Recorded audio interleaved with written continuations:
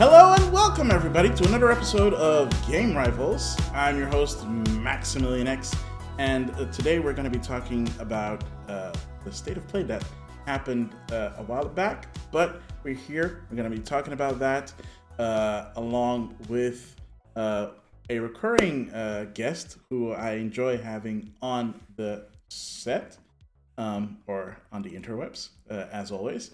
It's Denirukun. Say hi, Denirukun. Hi, Denirukun. How are you? I'm good. How are you? I'm great. I'm full of energy. I just rewatched this whole state of play, so I've got thoughts. I'm ready. Oh wow, you actually rewatched it. Okay. I usually go off the initial vibes. So. I know. You know what? I'll save my initial thought, but I'm just gonna say the vibe that I had after I watched it. I didn't know how to process it, so I had to go back and watch it to see if how I felt then is still how I felt. Yeah. Because it was a weird feeling. It left me We'll get into it. Yeah, sure. Don't worry. All right. So state of play, right? It dropped like on the 23rd. Sorry, I meant the 13th. 12th? 12th? Was 12th? Was Wednesday, right? Yes. Yeah, so that was the 12th. You're right. Yeah, so they dropped it the day before they announced that it was going to happen, but rumors beforehand were already saying that it was going to come. So it was not that big of a surprise. Also, they usually held a state of play around this time of year anyways. Yeah, so that kind of tracks because we had the Xbox Developer Direct like a couple of weeks. So it makes sense. This one, I see a lot of mixed like reception to it. Some people like praise it for having content that wasn't boring, and some are like, oh, this was kind of lackluster. There weren't really any PlayStation games in there from Sony themselves. And well, yeah, that makes kind of sense if you've been keeping tabs on like what's going on in the industry. If you have not, a quick 411, Sony invested a lot in a bunch of live service games, and since some of them fell flat on their feet, Concord, they decided to cancel a bunch of them, and that's why we don't have a lot of games from Sony at this point. And I think for this year, expect a lean year from Sony themselves in terms of game releases. If this is their showing for a state of play, I don't know if they'll have a PlayStation showcase this summer like they usually would do around Summer Game Fest. I don't know. They canceled a bunch of projects, so all these studios are basically starting from scratch on new projects, assuming they have new projects to work on, which is kind of sad because most of them found out that their projects were canceled the moment we found out that their projects were canceled. So, that probably does not help with their morale.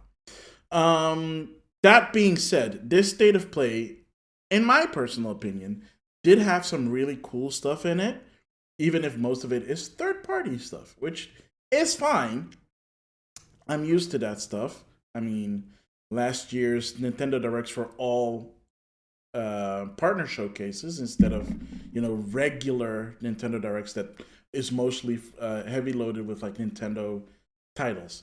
So I'm used to that and I don't mind them. Partner Directs can always be good, and that's why I feel like this state of play was not half bad. Some titles, okay, yeah, but yeah, most of it was pretty good. I don't know how you feel about it after rewatching it yourself, Denny, but I think it was just fine. Yeah, and believe it or not, that's actually my gripe with the showcases. It was just fine. I mean, I remember reading some of the rumors, and I think obviously rumors need to be taken with a large grain of salt. But I think they also set a very interesting expectation of what we want to see it, or what maybe, those rumors obviously pander to us as gamers about, what we'd be excited for. Yeah. But yeah, I agree. I think it was a it was a good showcase. It was a strong showcase for partners. Absolutely. Yeah. One thing I really, really liked is a majority of those games that we got to see are all coming out this year. Yeah. Which is something I was happy A about. lot of them are actually coming out in like the first quarter, actually. Yeah, there's a lot. I think the only game that I remember off the top of my head that was a very, very late release date, I think was like Borderlands 4 coming out in like September. Yeah, that's coming out in fall. Yeah, so I think that was the latest one. Well, that one and Metal Gear Solid Delta, but that one got leaked by Sony themselves. Yeah. Way to go, Sony. Good job. Sony's great at keeping secrets. I don't know if you know that. They just every year someone spills the beans for them. Now.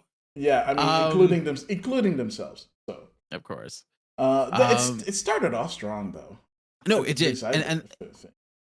And honestly, one of the first games that caught my eye, and as soon as I saw it, I was like, "Oh, I want this game." Was the Shinobi game? Oh, okay.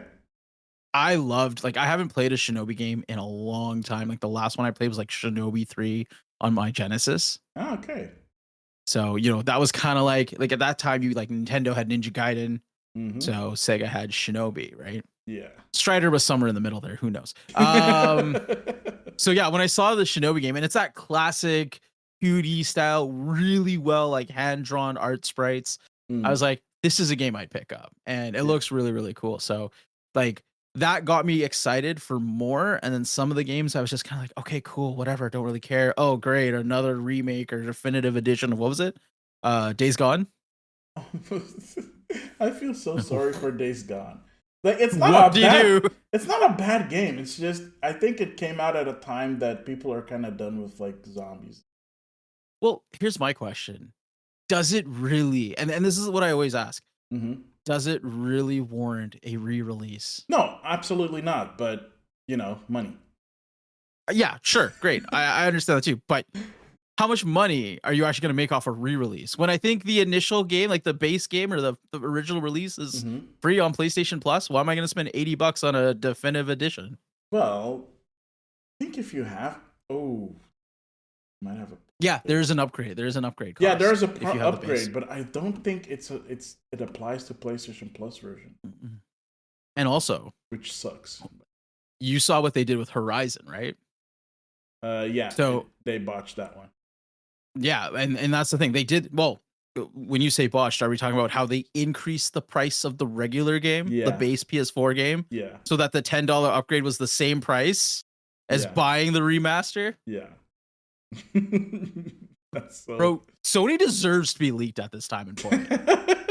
When you pull off bonehead moves like that and you are not doing something for your consumer base, you deserve to be leaked.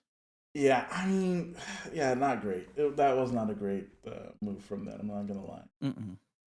Yeah, but I mean, I still stand by my statement.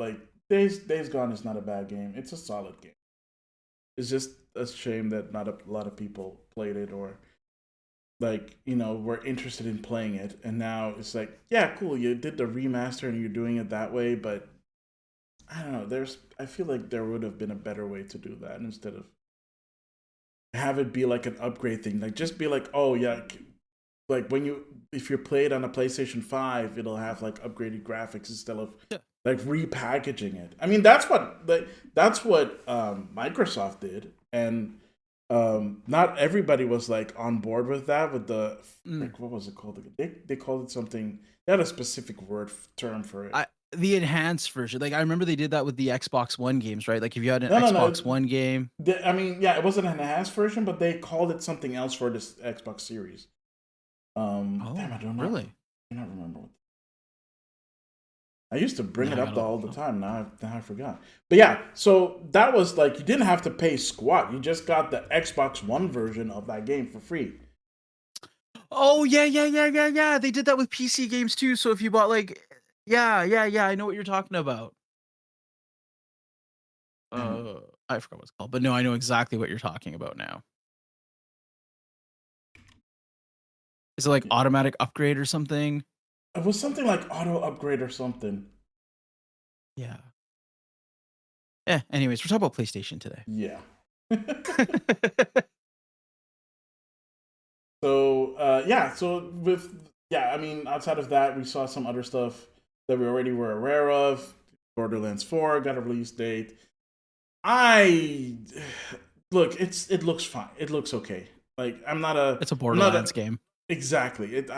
I personally I'm not a big Borderlands fan myself. I appreciate the franchise. It's cool. It's fun. Like the early games were interesting. But yeah, Randy Pitchford kind of soured me on everything. Like every time I see his face, I'm just like, You son of yeah. I'm sorry. Here's the thing with Randy Pitchford. Did you get all the alleged rumors about the guy?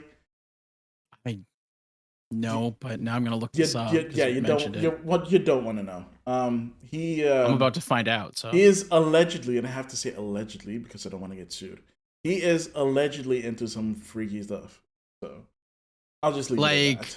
like P Diddy freaky stuff, No, no, no, no, or no. Thank goodness, no, no. Otherwise, he would have like been kicked out a long time. No, oh, okay. no. But man, why do people's minds go there like first, like right away? Because you said freaky. Yeah, but there's different levels of freaky. Okay, but this is the ultimate freaky, so we have to know where. Like, if we did like an episode where we did like a tier list of freaky stuff, like he's S tier.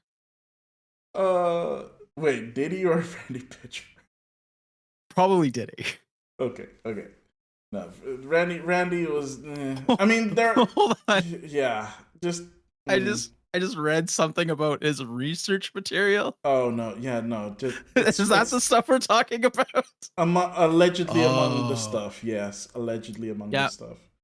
Yeah. Okay. Allegedly. Yeah. Don't Google it, listener / viewer. If you don't want to know. You don't want to know. I'm tarnished. So yeah, I mean, I don't know. That kind of soured me a little bit, and their whole bit of Randy. It's like, okay, yeah, cool. You're both called Randy. That's cute. Yeah. Like It seemed a little fake and like ammed up. Like it's when I meet another Max, like, hey Max, oh hey Max, like, yeah, sure. It's cute the first time, but after you, it wears out its welcome very quickly.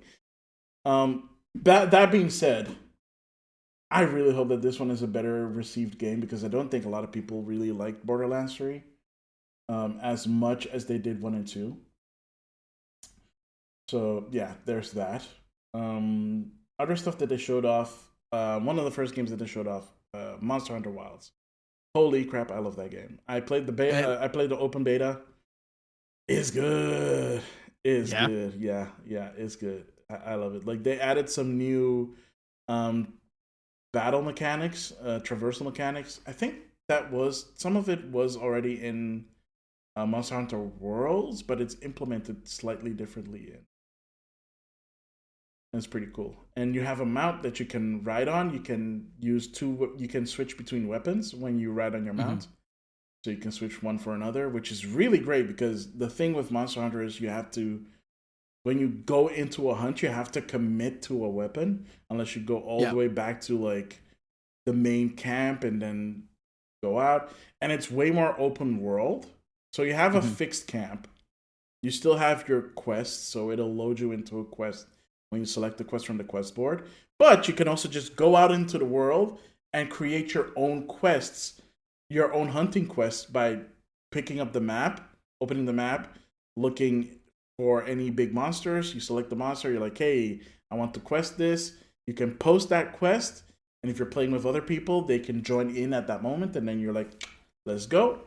So you have your hunting party, you go after the monster, you defeat it, you get the quest rewards, and then you can basically like immediately jump into like another monster if there's another monster in the area, or just bring up the map and do it that way. Or you can just go back to the main base camp, talk to you don't even have to go back to the base camp, because I don't know if this is also in multiplayer because I haven't done multiplayer yet, but the quest giver usually stays at the base camp. In Wilds, she's just traveling with you. Occasionally she'll put some items in your mount's satchel so that you can like replenish some stuff. And yeah, it's really cool. I love it. I love the mechanics. Your Palico actually talks now, so you can actually talk to your little cat friend. I'm not so sure if I'm really happy with that, I do have. You don't like talking to your pets? No, but no, I don't. I don't mind talking. I don't have pets. But I don't mind Okay. talking to the palico. But the palico in previous games, their speech was like a cat speech, so they just meowed. But now they actually like talk, like with words. That's the big difference. And when they're helping you on a quest, when you're in the field, they banter. Not too much, thank goodness, but enough for me to notice that they kind of banter a lot. And I Yeah. have the game set to Japanese, so it doesn't bother me that much. It's just noticeable, which made me go like, oh. And then I saw some footage of people playing it in English, and I was like, oh, no, I don't like that. I don't really like that. No, I don't like that. It's fine if you like it. I'm not saying that it's a bad thing. I'm just saying I don't know if you can dial the banter down. Sometimes they'll say something handy like, "Hey, here's a heal," and then you're like, "Oh, good, thanks for the heal," or like, "I'm gonna cleanse you," or "Hey, Mhm. I set a trap," or "I picked up a trap," which is also a really cool thing that they do now. They set traps. Like if the loadout allows for it, they will set a trap, like a shock trap or a pitfall trap. Um, are those the only? Yeah. So shock trap or pitfall trap, and if the monster moves away and we go after them, they will retrieve the trap that they set and then bring it with you because traps are very precious, which is cool. Because That's now, actually if really neat. it is really neat, because now if you want to trap a monster instead of slaying it, you don't necessarily have to do it yourself, barring your palico actually putting down a trap when you need it, because you can't really tell them like, hey, put down a trap, unless you're doing multiplayer and you're talking to like other people, like, hey, put down a trap, or Mhm. I just put down a trap. So yeah, I don't know if they pick up your traps that you put down, because I have not been able to make a trap in the beta. I don't have the items for it to make traps, and the beta does not allow you to create weapons. So I mean, which makes sense. It's a beta. They wouldn't allow you to do the cool stuff. But Yeah. yeah, that's Monster Hunter. They gotta get you to buy the game, right? Yeah, exactly. But they do give you a nice little perk if you've played the beta. They give you Oh, good. like a free skin or something. And We talked about this before, right? The perks yeah, of playing the demos and betas. yeah, we did in the previous episode. Right. If you haven't listened to it, check it out. It's a good listen. So that was Monster Hunter. My apologies. I went on a little tangent there. It's all good. It was a good Uh, tangent. are Shit, there man, you any? might have sold me on the game. Hey, if you're gonna get it, let me know. It has crossplay now, Monster Hunter, for the first time ever, I think. So Nice. that would Yeah, be I might. awesome.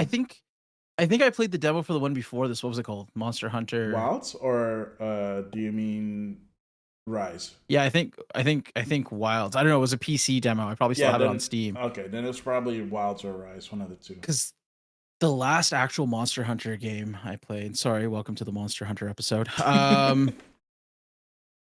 Was the one on 3DS, Mm. and I think it was it the one. Was it a remake of Try, or was it called Monster Hunter Try, or was that the one on the The Wii? one on 3DS, yeah, that was a remake of Try. Yeah. I think yeah, that's the one I played was Monster Hunter Try Oh wow, that's a on while the ago. 3DS. Yeah. Yeah, Yeah, it's been a while since. Try was my entry into Monster Hunter. Oh, really? Mine was Yeah. like on the Vita. No, on the PSP. Oh, damn, okay. Yeah. Actually, me and a friend would play Monster Hunter on a PSP research application. Mm-hmm. And we found a way. I think it was Monster Hunter Freedom Unite, because there was actually co-op in that, so you could Yeah, play that's right. like with two PSPs. It was pretty fun. Yeah. So it's been a while, so I might check it out. I mean, the games look gorgeous and they look like they run fantastic. So Yeah, I um, mean, yeah. it runs like a dream on my Series S. So Okay. yeah, Nice. which is nice. Which is just saying a lot. Consider all things considering with the Series S. All right, are there any games that stood out to you when you watched it? Yeah, there were a couple. I actually felt like I had like a top 3 of games that I would want to play, Right? out of everything that I saw. It's actually 4 now, after rewatching it. Um, the first one was Shinobi. The other one was it just caught me by surprise. I saw it, I'm like, "This looks like fun." Mm. Was, Mind's Eye, Right. That right? was. Hang on, which one was that one Um, again? it was like a kinda like futuristic, I'm gonna call it GTA from the future. Oh, that one. Right, Um, right, right, right, right, yeah. right, right, right. Yeah. Yeah, Because that. it's, from the same, oh, I forgot his name, but it is like, Leslie something. Oh my god, I'm drawing a blank. Yeah, I think that he was like part of the team of the original team of for Grand Theft Auto or something. Yeah, he was the game dir he was, I think he was the director. Yeah. And Right, then right, I right, don't know right. what happened. He left, he started his own thing, and this is, I think, his game. It looks great. It really, you can tell You can tell the where the DNA. vision, you can tell, yeah, the DNA is definitely Grand Theft Auto. Yeah. With a really serious tone and obviously that futuristic, setting. Mm, So that caught my eye. yeah. That is definitely one I'd want to play. The other one was, what's it called? Tides of Annihilation. Right. That one was yeah, weird. The weird, I'm just call it the British one. Well, because I think the setting is in London, Oh, I so think it might have. everybody Yeah, I think. everybody has that British accent in the trailer. It looks Yeah, you're cool. right. I You're really right. liked it. Oh, I was thinking of the other one. Sorry. Yeah, this is the one with the seemingly all female cast. Possibly. You're Yeah, wrong. I think everyone that was in that game that we saw was all was female. I don't remember. Yeah.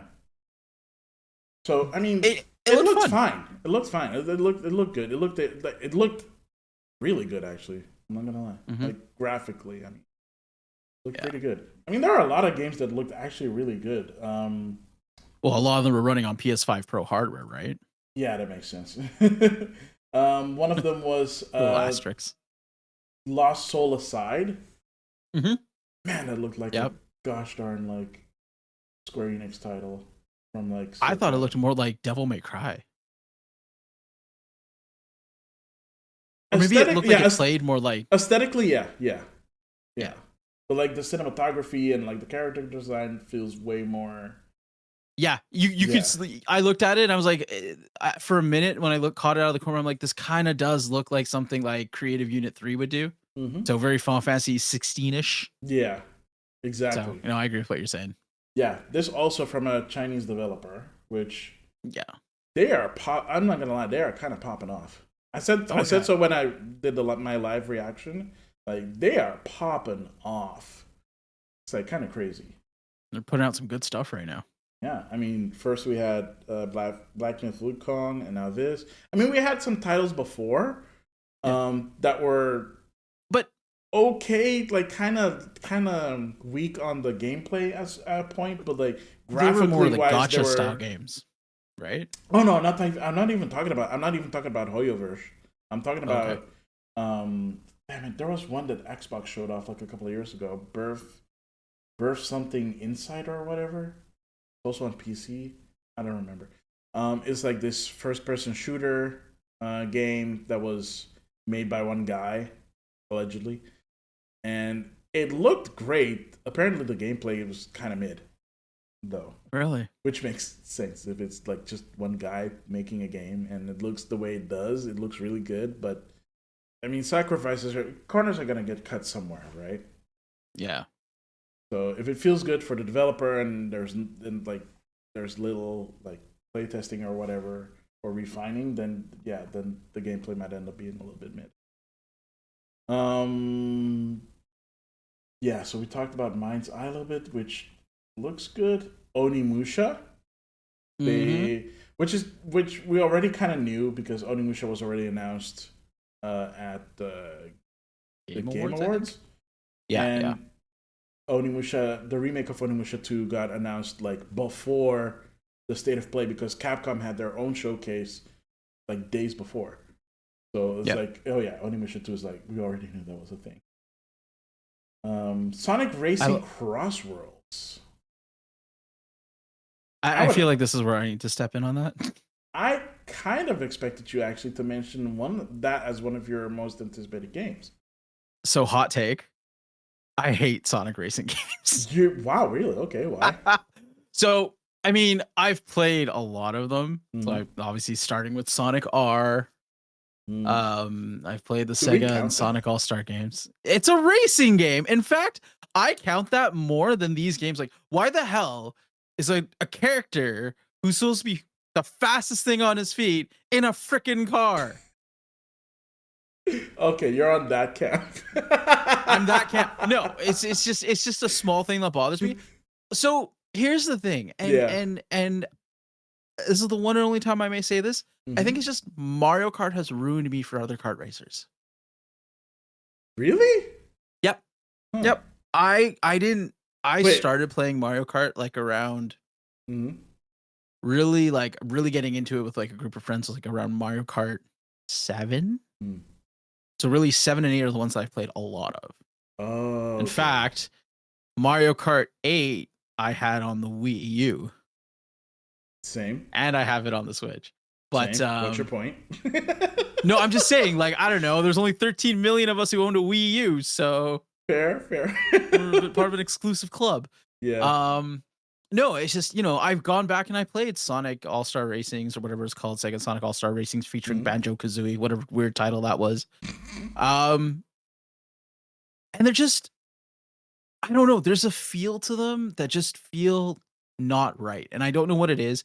So I'm not excited. I'm not jumping off. Like, if they announce like a different Sonic game, like if this was a Sonic Heroes remake, or we're finally getting our first glimpse of Sonic Frontiers 2 coming out in 2026, whatever, something like that. Sure, that would be number one on my list. I would have been jumping up and down in my seat. Like, I'd be losing my mind. Yeah. But it's a racing game, and they're trying to use the mechanic that they use in the story of the Sonic movies as the main mechanic in the game, where you travel through these ring portals and you play a different map or whatever, or a different section in a different environment. Okay, cool. Meh. Hey, I'm sorry. I saw Metal Harbor and I was like instantly like, yeah. Don't get me wrong. The music was great. It all looked amazing. And internally, I'm like, I love the homage to other Sonic games. But if you're gonna do that, give me like a Sonic Generations. Give me an homage to other Sonic games. Yeah, don't just throw them in a racing game. They did. It was called Sonic Mania, and it was awesome. So good. Oh, so good. So good. Yeah, that's not happening ever again. By the way. No, I know, and that's a shame. Best rated game in a decade. Yeah, I think. And y'all don't want to make another one? Yeah, you know why? I think Sonic Team got salty. Why? Because someone else did their job better? Yeah. I honestly believe that. They deserve to be leaked too. Sorry. No, but seriously, I honestly believe that, because we talked about this in the previous episode when we talked about demos, when we talked about Sonic Extreme. Similar thing. They didn't want like an outside team making a mainline Sonic game with their engine. But like, here's my thing. That was then, and that's fine. Guys, welcome to the Sonic podcast now. The guys that did Sonic Mania, they're already well known because they've done the ports for the mobile versions of Sonic CD, Sonic 1, Sonic 2, using their own proprietary engine. Yep. And it was all a proof of concept to Sega first, and then they're like, yeah, okay, cool, do it. If you're going to trust these people to take classic games and modernize them for modern platforms, and they do a great job to the point where you've already accepted a pitch for a celebration game, why are you salty then? Just because they did it better? You knew they were going to do it better because they're so good at recreating the original. You didn't think they'd be able to do something with new content and creating a new game using that same engine? Yeah. Oh. You should have licensed it. You should have made it your own proprietary engine then. Yeah. And use it. I don't think that was going to happen. I don't think Christian Whitehead would have let it go.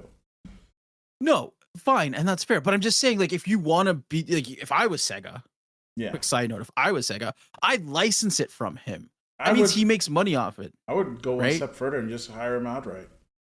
Yeah, make him part of the team. He clearly has passion for it. Yeah. Whatever. Do something. And then you can be like, hey, this is a Sega game still. Like, you can have your pie and eat it too, I guess. I don't know. It's just, make good games, people. Come on. Yeah. When oldies get feel like they're being outplayed by the youngsters, they tend to not play nice. I know, but still, come on. Yeah. Again, this is all just my speculation. This is not fact. So please don't ask me. Just to kind of solidify your point, it makes sense because if you think about it, Sonic Mania came out. Doesn't it? Widely loved. Mm-hmm. And then the hot garbage that was Sonic Forces. Dude, that wasn't even the game that came out afterwards. I thought it was. They're literally there's one game that came out afterwards. Sonic Origins. No, that came out way later. Sonic Forces and Sonic Mania came out side by side because technically, lore-wise, Sonic Mania leads into Sonic Forces based on the ending. But it does? Yep. Okay, I've never beaten Sonic Mania, I'm going to be honest. Both games came out in 2017. Sonic Origins came out in 2022. Yeah, Sonic Forces is 2017. They were both kind of the 25th anniversary projects. Oh, okay. That's why. Yeah, so I'm technically right. It did come out after Mania. That's the wrong kind of right. That's just listen. It's too late. Let's. All right. Okay. Sorry. My apologies. Moving on. Let's keep going. Yeah. So I mean, we talked about Shinobi. Saros. What's your opinion on Saros? I don't know how I feel. It's another house. It looks interesting. Mm-hmm. Mm-hmm. I'm interested. I'm intrigued. I need to see more. I don't think we saw a lot of it. It seems cool. It's a CG trailer.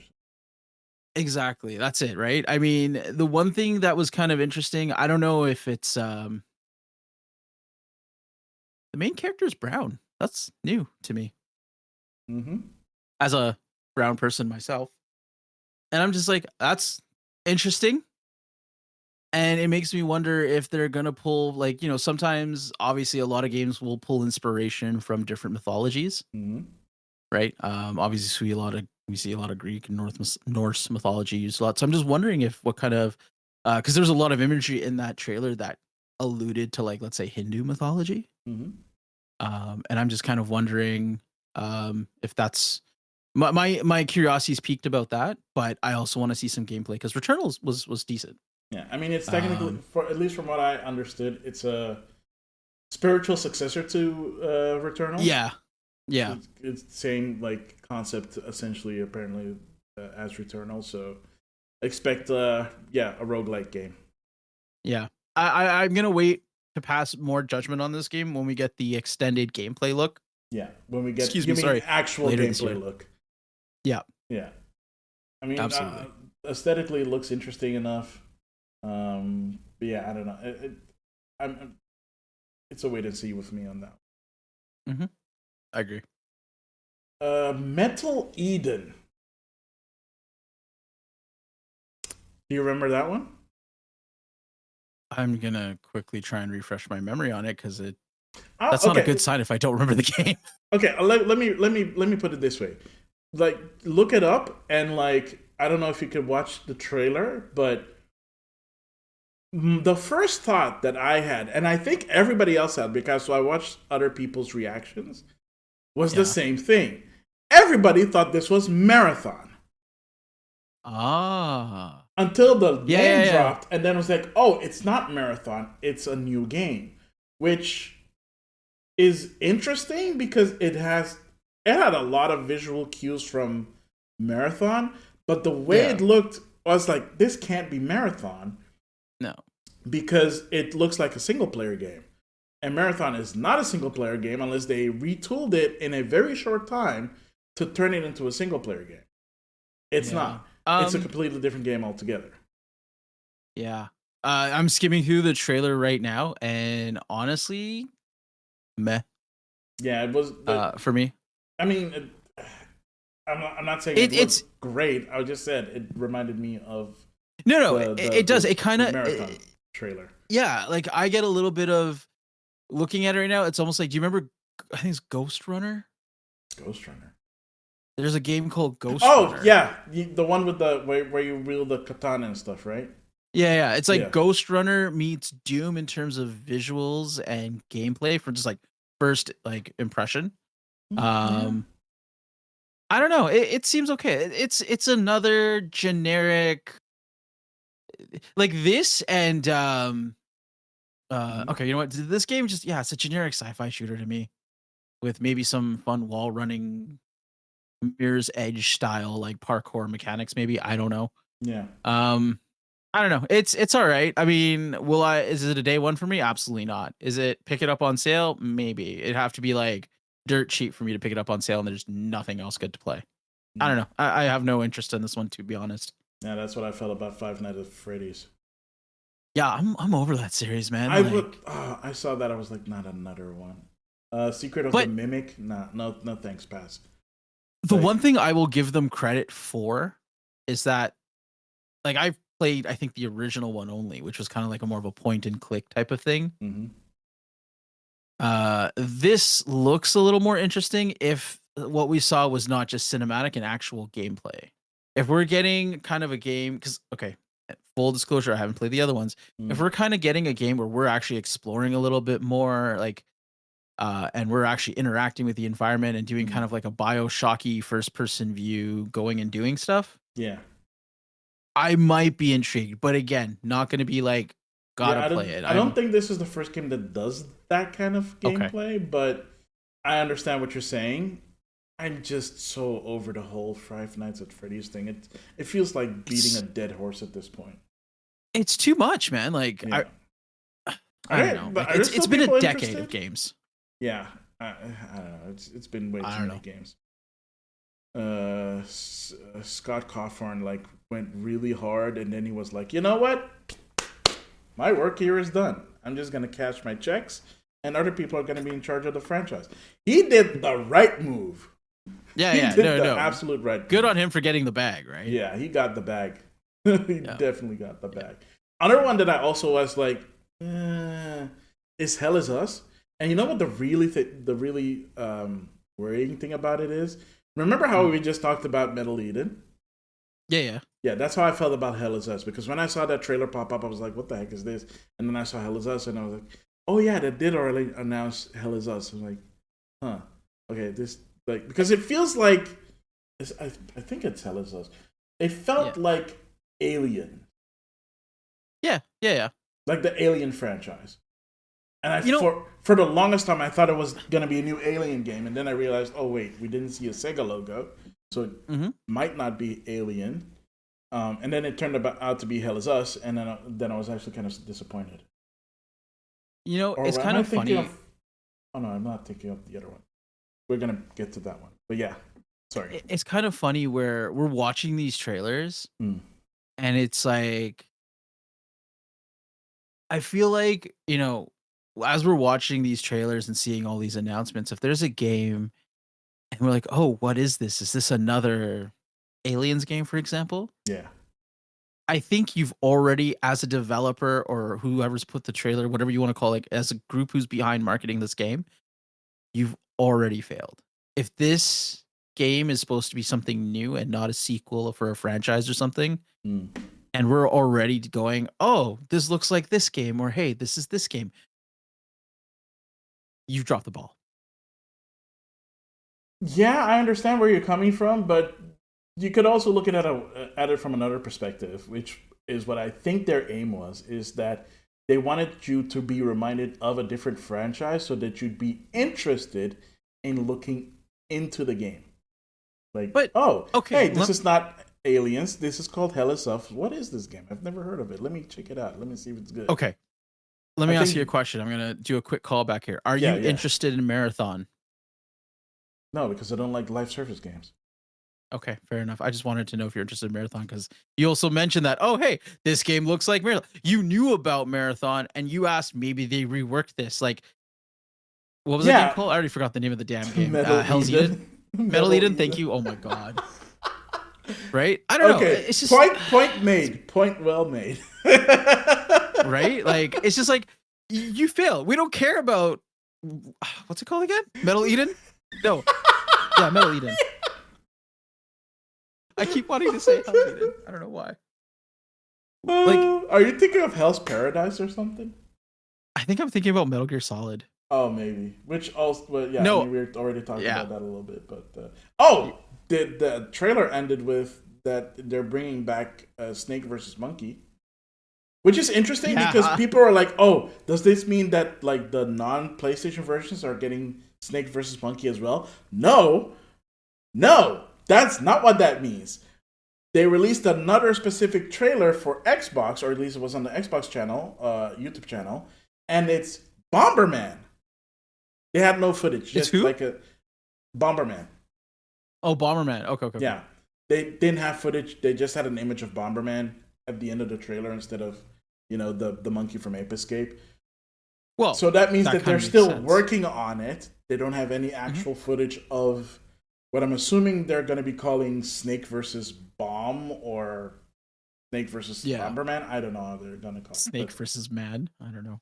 Yeah. So that was... Well, I was kind of curious to be like, oh, so is this going to be a PlayStation exclusive mode?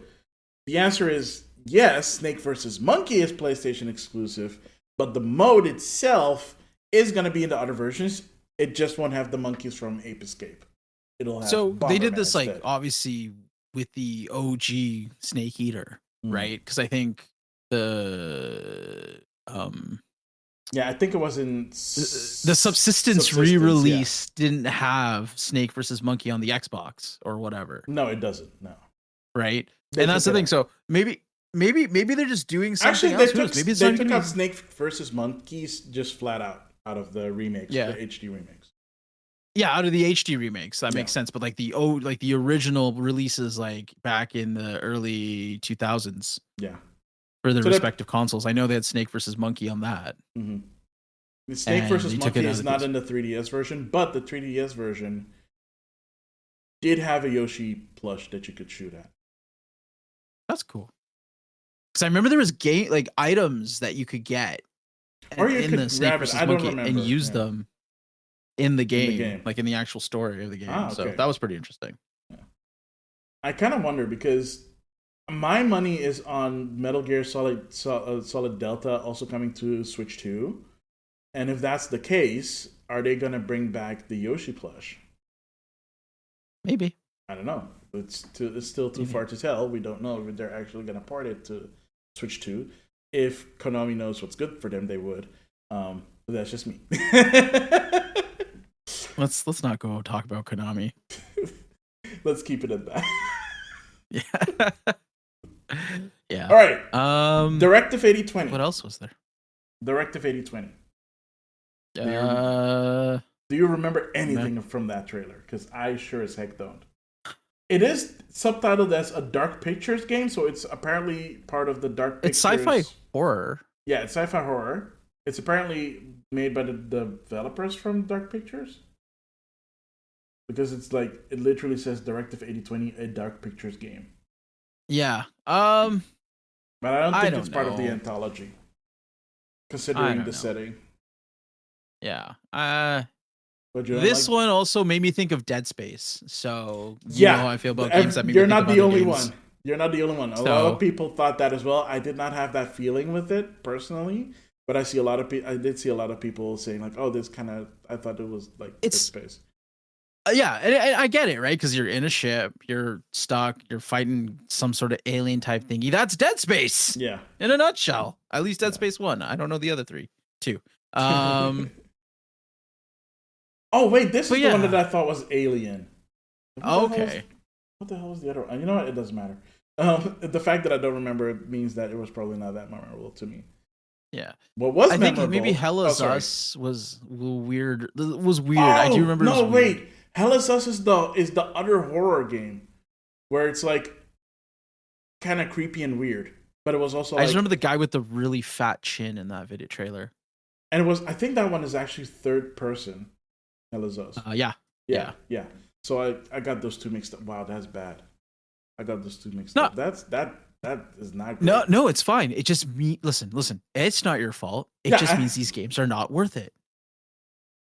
Oh my god. That's it. All right, is Dreams of Another worth it though? It's a pixel junk game. It's interesting. I like it. This is the one where like you have a gun and you're not shooting to kill people, you're shooting to clear obstacles or whatever. No, you're shooting to create, yeah. Sorry, to create, yeah. I think it looks cool. I would definitely give this a go. It's something different, it's something unique. And I like it. I would definitely give this a play. It is the first time I don't remember the last game that Q Games put out, but it has been a while since they put out a game, and even more so, this is under the Pixel Junk brand, despite the fact it's not called Pixel Junk Dreams of Another. It's just called Dreams of Another. So the branding seems a little bit off. It makes it sound like Pixel Junk is the developer. It's not. It's the name of a series of games that they've part made. Of the series, yeah. It's part of a series, yes. But every game is like unique, like Pixel Junk Eden, Monsters 2. I'm pretty sure I'm missing another Pixel Junk game. Dreams of Another looks so good. Yeah, like, it's so weird and out there, and like it sticks in your mind. This is a good game to keep an eye out on. And they are 100%. And Q Games have pedigree. So like if you've played Eden, if you've played Monsters or Monsters 2, you know what you're getting into when you are getting a Pixel Junk game. So 100%. Yeah, 100%. I'm not worried about this one. This one looks like it kind of blew my mind, and I did not know what I was looking at, but I did not hate what I was looking at. It caught my interest, and the fact that we talked about it, and right away I was like, oh, that game. Yeah, see? Right? That's exactly it. Yeah. God dang, there are a lot of generic games out there. Okay. Do you remember that one phase in the late 2000s when the Xbox 360 came out and every game was made in Unreal Engine 4 and it was just big burly men in a sea of brown? You mean Unreal Engine 3? Is it 3? Yeah, that was 3. Oh, you're right. That was 3. Simulator. Oh my gosh. Yeah. We're going through that again right now, just maybe with dark blue. I feel like the dark blue navy. Yeah, I don't. That's the vibe I'm getting with a lot of these trailers and a lot of these games. Anything that has more color. Oh my god, this is literally the same conversation I had years ago. Like back in the 360 days when Unreal Engine 3 was popping off because of Gears of War. Because honestly, I feel like Gears of War started it off because another game that came out around that time, I think maybe around the time of Gears of War 2 or something, called Clive Barker's Jericho. That game was so brown. Oh my god! Yeah. Why in that era, like from 2000, I want to say 2005, 2006 to like 2008 or 9, every game like that was on the 360 was brown. If it wasn't Halo or a third-party game that did not use Unreal Engine, they were all gosh darn freaking brown. You know what? It wasn't even on the Xbox 360. It creeped into the PS3 as well. It was everywhere. Do you remember was that launch title Resistance: Fall of Man? Yeah, but that wasn't as brown as oh, dude, it had like a sepia overlay. Yeah, but that's an overlay. You can sorry. When I mean overlay, filter. The current phrase is filter. Yeah, filter. That's a style. That's a stylistic choice, not a. It was brown. I mean, it's a style. Like if you compare that to okay. Look at Resistance: Fall of Man and look at Resistance 2. Yeah. And you can just see how much more vibrant Resistance 2 is. Yeah, I mean, they kind of got they got the gist. I mean, even they bought their colors on the installment program is what they did, and everybody just got brown first. I mean, even Gears of War eventually got some more colors. I mean, it was gunmetal gray, but it was more colors than just brown. It's just to make that damn red COG logo stand out. That's the only reason. You mean complementary colors? Yeah. We should play Gears of War. I think that'd be fun. Yeah, we should. I mean, I was actually playing through it a while ago for the first time in like a really long time. Like the first one. I think they put out like the Ultimate Edition or whatever. Yeah, that one on Xbox. But who knows? That might eventually also come to PlayStation at this point. Like at this point, I feel like Microsoft is just. That is another thing. I was expecting Forza Horizon to be in here. It wasn't. Yep. Instead, we got freaking DLC for Lies of P. Yay! Who wants new games? No, here's it. I don't even mind that we got the DLC. Why is it coming out so late? That was my question. So for the first little while, I was like, "Oh, is this a sequel?" And then they're like, "It's a DLC." I'm like, no, I knew that it was. I realized that it was DLC because I don't even know why.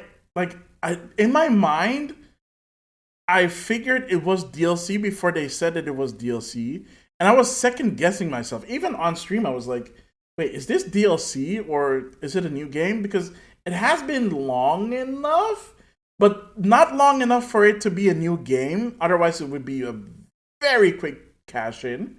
Which I don't know if that makes sense for Lies of P. I think it sold well enough and people like it enough, but I don't think it sold well enough for it to get a sequel.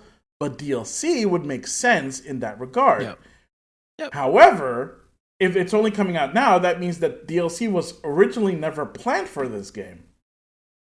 That's how I see it. Because that is the Nintendo mentality. They don't plan. They usually don't plan for DLC outside of maybe stuff like Mario Kart, and even then it was like, and even for Breath of the Wild, they had all these ideas, but they made it into DLC, and they still had ideas left, and that's why we got Tears of the Kingdom. Yeah. Can I just? Yeah. Sorry. Go ahead. Can I just backtrack for a minute because this makes me laugh? What? We know we always talk about how Sony cannot keep a secret. Oh no. Right. Breaking and news. You're mentioning Forza Horizon 5. Yeah. You know how it's already available to be wishlist on PSN, right? It is? Yeah. So it was kind of found already before the state of play, and I think maybe that's why they didn't announce it. Like right now, I'm on my PS5 here. Huh. And I go, and I'll show this to you later once maybe we're done recording. I just go over to search, and the first trending game that pops up is Forza Horizon 5. Oh, yeah, but usually that is because a lot of people probably wishlisted before you. Yeah, because it's already been announced. It's already in the app. Oh, no, right? But it was announced. I'm not saying that it wasn't announced. I was saying it was announced, so I was assuming they would also show it off here. Because all they did was saying, like, oh, it's coming, right? And there's a big difference by just telling a reporter that it's coming versus having it be in a state of play. Which begs the question if Microsoft did not approach them to have it in the state of play, or Sony just flat out didn't want to have it in the state of play. That's also a possibility. Because I don't think they've ever put, like Sea Did of they do anything Thieves. with, like, Minecraft? No, but Minecraft was out before they got bought by Microsoft, so I don't think that counts. Yeah, but like if there's any updates, wouldn't they I don't technically think, on Microsoft? Actually, now that I think about it, I don't think they've ever done that. Nintendo did when Minecraft was coming to Wii U, and they had like Wii U exclusive realms, which was like the Mario realm and stuff like that. Yep. But once they merged with Microsoft, they did not. I don't think so. And remember, they were one of the first ones to do crossplay, Nintendo and Microsoft. And people were like, "Oh, why are you not doing crossplay with Sony?" And then Sony was like, "Oh, think of the kids." And I was like, "But Nintendo is doing it, and they're all about the kids' safety. Like, what's your excuse? No, really, what's your excuse? Don't say." Kid safety, because it's not that, and it's just because they want their own walled garden, and eventually they had to give into it, the pressure. So you know what I have I there's an article from Windows Central, and after the state of play, and this might be a reason why Sony, being Sony, didn't mention anything, is because there's a fun little tidbit of information that Microsoft might be legit publishing more games on the PS5 than Sony will be this year. You're joking. No, it's an actual article. Well, that makes sense. What do they have to publish? They have a bunch of live service games that they canceled. They have nothing for this year, as far as I'm aware. And that's the other disappointment. We didn't get a single word about any single player game. Like, what if we got like a Wolverine announcement? What if we got like Wolverine is too early. What do you mean it's too early? No, it's too early because they just finished Spider-Man 2 like what, 6 months, 7 months ago? Okay. So, let me ask you a question. When do you think like there was that leak that I think showed what they have in on their roadmap. When is Wolverine supposed to come out? I don't remember that. I did not look up that leak, I'm gonna be honest. I don't remember what it said on the roadmap. Yeah, but here's the thing. When stuff like that happens, it shifts the timetable. Oh yeah. So who knows at this point? Also remember, they were working also on a live service game, the Spider-Man live service game, and that got canned. So everything shifted when that game got canceled. And everything got shifted even more when they canceled the DLC for Spider-Man 2. That's true. That I remember. Because I was going to say, they did announce Spider-Man 2 with a teaser trailer in like 2021, I think? Spider-Man 2? No, that was 20... It came out in 2023. Yeah. Spider-Man 2 came out in 2023. Probably end of 2023, didn't it? It was October, November 2023, if I'm not mistaken. That makes more sense. Yeah. So it's been out for a year. That means that they've been working on that Spider-Man live action game for a while, and then that got canceled somewhere halfway through 2024. That means that stuff got shifted, and then it got leaked, and then stuff probably got shifted again. So now we don't know where they are with the development of that. But Wolverine has been in development for some time now because they announced it the same time they announced Spider-Man 2. Yeah, but it was... I don't know. That was 2001. Does Insomniac have 2 development Sorry, 2021.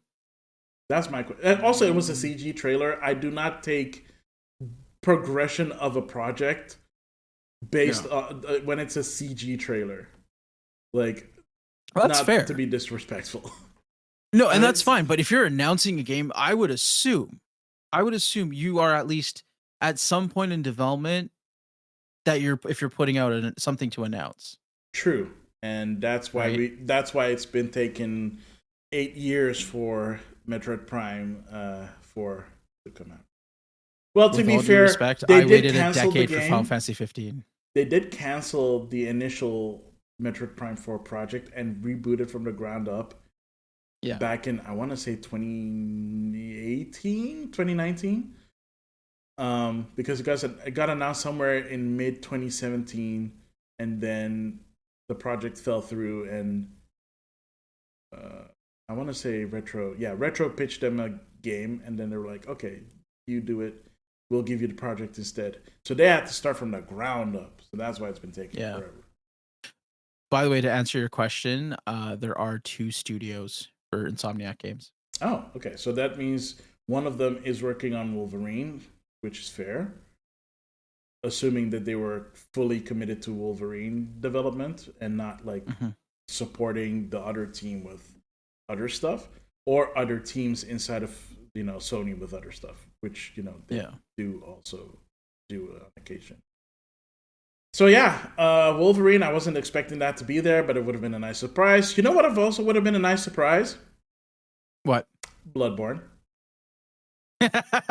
Yeah, right. That's never gonna happen. I've given up all hope. I figured that they might, considering they took down the mod for PlayStation 4 Pro to have it run at 60 frames all of a sudden.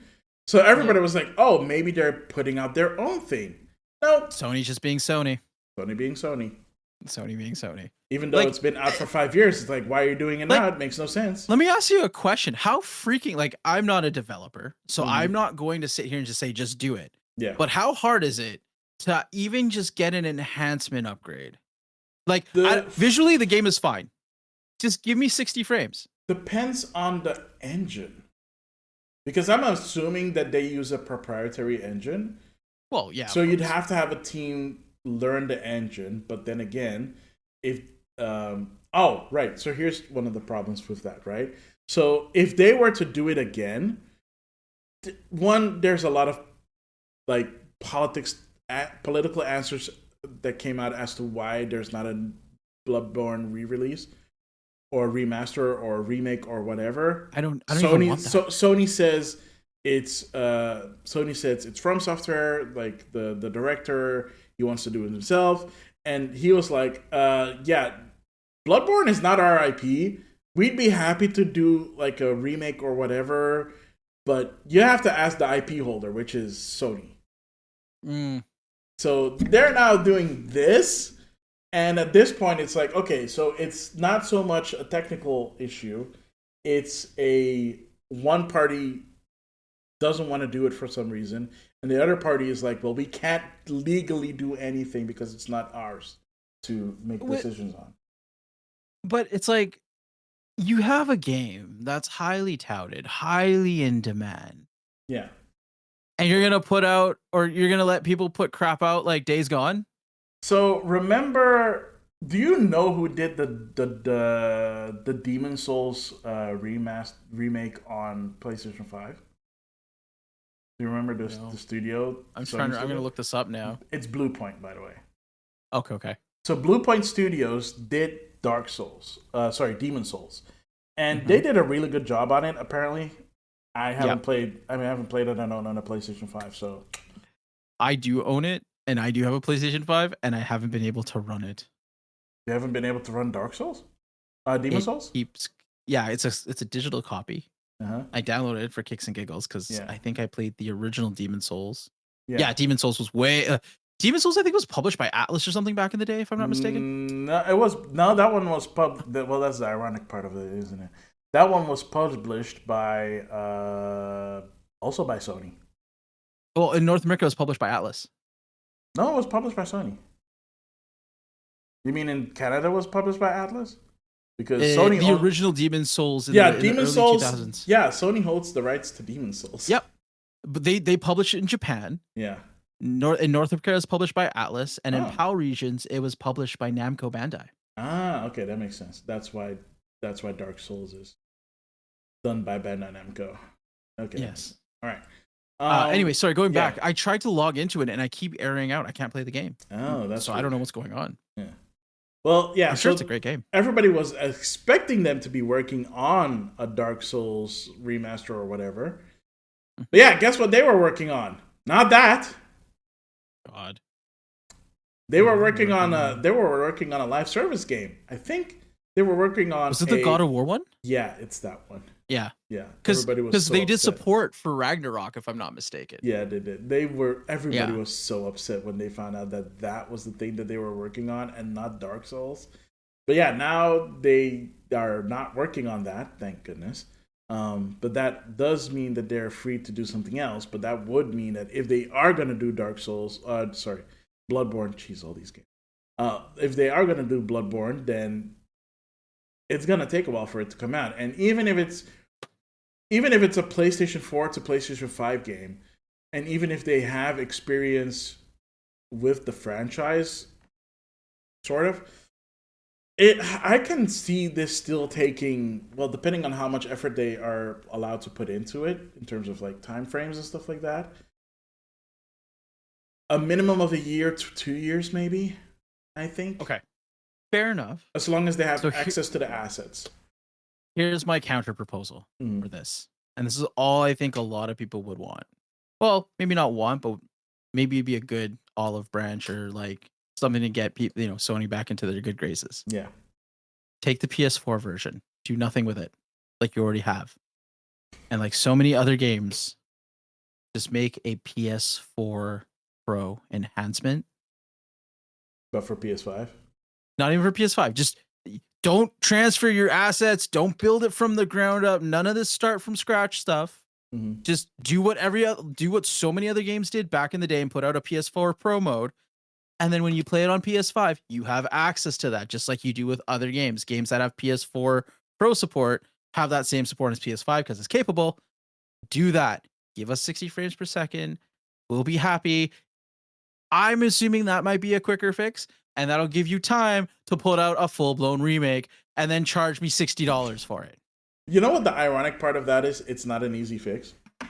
I probably not, but hope and a prayer. Yeah, because the thing is, even if they make an enhanced version, that would mean that it need the assets that that needs to be put out there so it runs better. Which is I was just hoping. I'm just trying to be. I'm just trying to be optimistic. I know, but most people think like, oh, optimize is just like a button. It's like, no, you need assets to make it work. Yeah. That's why PC gamers are always like looking down their noses, because that stuff is already baked into the game. See, basically, they make it for the highest running thing possible, or maybe something below that so that it's more accessible. And then you have literally like PC settings, so you can set it to your heart's content to what runs best on your system. Yeah. And that's maybe where I'm coming from. Like, I'm not trying to put my nose down or be like, oh, PC master race. But of course, I see those settings in PC and like, optimize for performance or optimize for frame rate, right? And like quality versus performance or whatever. And we can do that. And I mean, I've seen PS4 games do it too. And I'm just like, maybe there's something, because I've heard that too. The development process is, develop for the most highest end and then shave down, right? No, it's the wrong way around, by the way. It's always up. It's always, they start from the lowest point and then move up. Oh, they move up. Oh, yeah. Because if you start from high and move down, it's way more work than moving from down to up. Okay, fair enough. That's why. Fair enough. That's why when a couple of years ago, when we were getting like simultaneous Switch releases, you would notice that the Xbox version and the PlayStation versions ran way better than the Switch version. Yeah. Because and that's like, again, the lowest threshold has been met, and now they can just scale up. Yep. This is why I will never develop a game, because I would do it backwards and it would be a mess. I mean, you can do that on PC, but I don't know how well that would work. I feel like if I developed a game, your Switch to explode, because I'd be trying to like push too many pixels, but I digress. Yeah. Last few games that I kind of want to talk about, unless there are any other games that you want to talk about as well. Some highlights. I mean, we already knew that was coming out, so there's not really that much to talk about. Like a Dragon, Pirate Yakuza in Hawaii. Still looks good. Still looks crazy. Kind of looking forward to seeing that. Digimon got it. Yeah, I'm interested. I'm intrigued. And like the first time I saw it, I was like, wait, what is this? This game looks super weird. It's like Bandai Namco. And then all of a sudden you see Digimon appear on the screen. You're like, wait, what? This is a Digimon game. And it's Digimon Story Time Stranger, which is part of the Digimon Cyber Sleuth series, apparently. And the last game in that series was like 7 or 8 years ago. So people are actually kind of excited about this one. It looks fine, but looking at the trailer again, if you look at the trailer, you can see what I mean with stuff is developed from the bottom up, because this game is also coming to Switch. Got it. And if you look at the trailer again, then you're like, oh yeah, you're making sense. Because it does, like, you can tell that some of the assets are like lower poly counts, but like the textures are a bit higher. Yeah. So. I'm excited to play this. I would play this. It looks. I haven't played a Digimon game. I've never played. I've not played a Digimon. It really? No. The only one I've ever played is like the OG Digimon World on the first PlayStation. Yeah, I was not really into the Digimon back in the day. I watched the series on TV. Oh yeah. And that's where I drew the line. Okay, like, fair enough. Why would I want to play? Because here's the thing. Part of me was like, the games will never capture the experience of the TV show, and that's why I skipped it. Which is kind of funny, because the opposite is actually true of Pokemon, where it doesn't capture the experience of this TV show. Yeah. Because the TV show like basically just does whatever. Yeah. A Pikachu winning against the Onix? Okay. Can I do that in the strongest Pokemon of everything? Oh my god. The TV show made so many weird concessions, and mostly because they kind of had sort of free reign, which is just okay. Anyway, sorry. Digimon Story Time Stranger looks cool. Yep. Dave the Diver getting DLC in collaboration with Like a Dragon. Ichiban's Holiday, which is crazy. Dave the Diver, if you haven't played it yet, there's a demo out on, I'm pretty sure, every system. Please play Dave the Diver. At the very least, the demo. Because it is so much fun. I need to pick it up myself, actually. I played the demo, it was like really fun, and I was like, I'm gonna wait for it to be on sale and then get it then. But I kept missing out. I kept forgetting because I was playing other games. But it looks really cool. It kind of reminds me of. You remember when Shovel Knight had all these collabs? Yep. Yeah. This feels kind of like that. But this is David. They also had a Godzilla collab. I think it was Dave the Diver, or it was In the Deep. One of those two. Oh no, they also had a collab with In the Deep. Yeah, Dave the Diver does a lot of collabs. Just saying. It looks good. It looks fine. And then there was this game called Darwin's Paradox, which reminded me a lot of Limbo and Inside in terms of gameplay. Yeah. Meh. It looked that was quirky. A meh for me. It looked quirky. It also just looked fine. Once you've played that kind of game, it's like, yeah, I've seen it all. Yeah. But this time you're an octopus.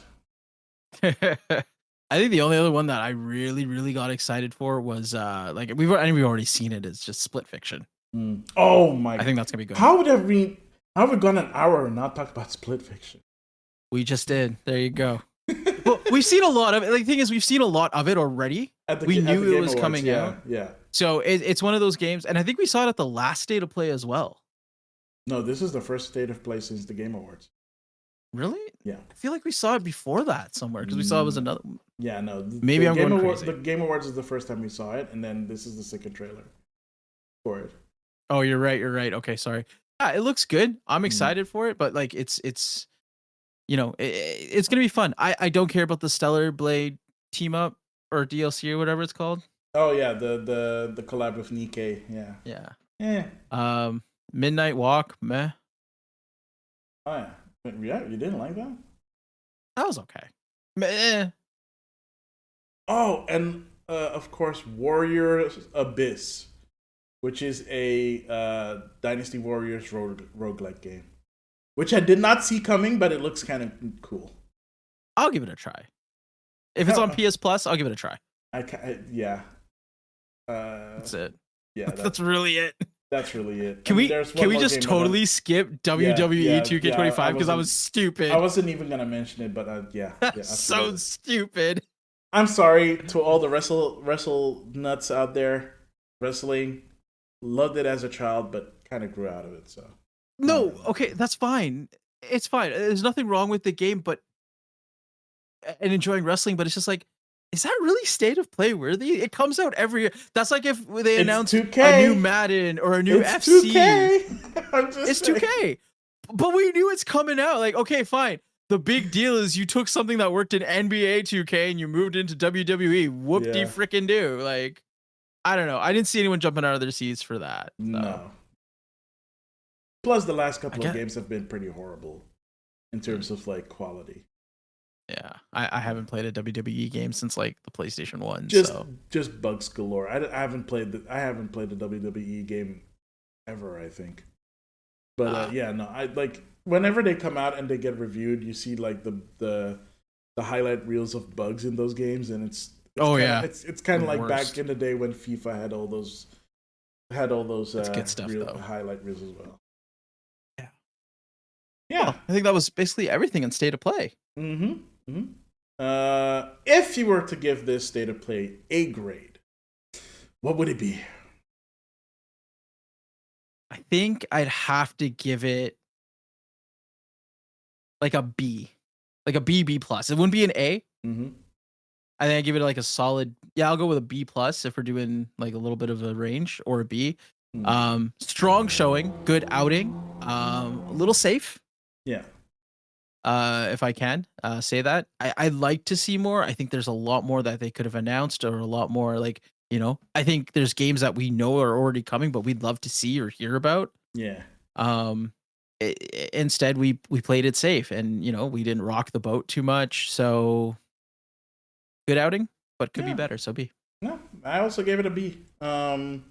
Mostly because I actually enjoyed it for the most part. Which is, I'm gonna be honest, it's like that is a rare thing for me in State of Plays. Usually I'm just like, oh, okay, cool, yeah. And then there's like the one thing that maybe pops out, and then like, okay, everything else kind of sucked, but this one thing was really cool, and this kind of was just like consistently okay. Yeah. There's not a lot of stuff that really made me go like, except for like Five Nights at Freddy's and the WWE stuff. I was like, why? And also seeing Randy Pitchford did not really make me like, don't forget confidence. The other Randy. And the other Randy was fine. Pitchford just no. Just hope he didn't leave a USB drive there. Allegedly. Sorry. Yeah. Outside of that, most games actually look pretty cool. We do seem to be hitting a kind of a generic lull in like the game releases, which is I don't know. It's okay. It's fine. It's not harming anybody, but it also feels like there's not enough innovation in the game industry at this point, and everybody's relying on certain developers and certain like companies to like bring out the A game. So I guess we'll wait until then, because Microsoft is putting out actually some interesting stuff, which is honestly kind of wild in my opinion. Yeah, Sony has nothing right now. In so long. Sony has squat. We don't know what Nintendo's working on, but considering that last year was a pretty tame year for Nintendo, I have to assume that for the Switch 2 launch, they're coming guns blazing. Sony just shot themselves in the foot like 5 years ago, and now they're paying the price. Yeah. By making decisions that made no sense. And now, I mean, the news articles are there were a couple of articles out there alleging, because theorizing, probably a better term to say, about why Sean Layden left, why he retired, because apparently it was partially spearheaded by him, and the other half is Herman Hulst, who oversees PlayStation Studios. It's also partly one of the reasons why he got sorta kind of demoted, whereas his co-CEO is now the sole CEO of PlayStation Studios or PlayStation Sony Interactive Entertainment, sorry. And he's still overseeing like all the studios as he was before. So he kind of got an upgrade and then got downgraded, and not great. Yeah, not great. Not a great look. So I don't know if he's gonna stick with the company for very long or if whatever. And also, don't forget that Shuhei Yoshida left, is leaving Sony as well. Yep. Or has left Sony. We're just gonna have to wait and see. So, yeah, I here's the thing. Don't expect a Sony showcase this summer. That's what I'm thinking. I think they might do a regular State of Play, but don't expect a showcase in the summer at least. They might do one in the fall, because they have done it before in the past in the fall, but don't expect one in the summer. This one was okay, solid B, not a lot to complain about. They showed some good third-party games. So if you're a Sony fan and you like playing third-party games on your PlayStation, hey, you're eating good. If not, and you're just like, oh, I just want all the Sony Studios games, well, you're going to have to be a little bit more patient. Yep. They're still cooking. Yeah, they're still, unfortunately, cooking. With that said, thank you so much for watching, everybody, and thank you so much for listening. If you're listening to this on your podcasting service, if your podcasting service lets you leave reviews, please leave a review of the podcast to let them know that you like it. If you're watching this on YouTube, thank you so much for watching. Don't forget to leave a like if you liked it. Put in the comments, what is your grade for the PlayStation State of Play? Were there any games that you liked that you saw in the State of Play that you're looking forward to? And don't forget to subscribe and hit the bell button to see more of game arrivals. And I have to say once again, Denirukun, thank you so much for being here. Appreciate you. Tell My the lovely pleasure. people where they can find you. You guys can find me all over the place. I finally just set up a Blue Sky. Oh, yeah, I saw. Yeah, right. So you can find me there. I will try to be more active because Lord knows I do nothing on Twitter. But yeah, you can find me on all those socials: Twitter, Instagram. Um, I'm drawing a blank. Twitch. That's where I stream a lot. So everything's available on my Linktree. So just go to Linktree/Denirukun Yeah. I'll put the link tree also in the description below. And I will leave my link tree as well in the descriptions below, so you can find the stuff that I do on Twitch and on Instagram, and also on Blue Sky. I try to be more active on Blue Sky and post some stuff there as well. Game Rivals is also now finally on Blue Sky, so you can find us there. Link tree for Game Rivals stuff is also in the description below. Thank you so much for being here, Denny. Appreciate you. My pleasure. Thank you so much for watching and listening. I have been and always will be Maximilian X, together with Denirukun here, and we'll see all of you beautiful rivals next time. Later. See ya.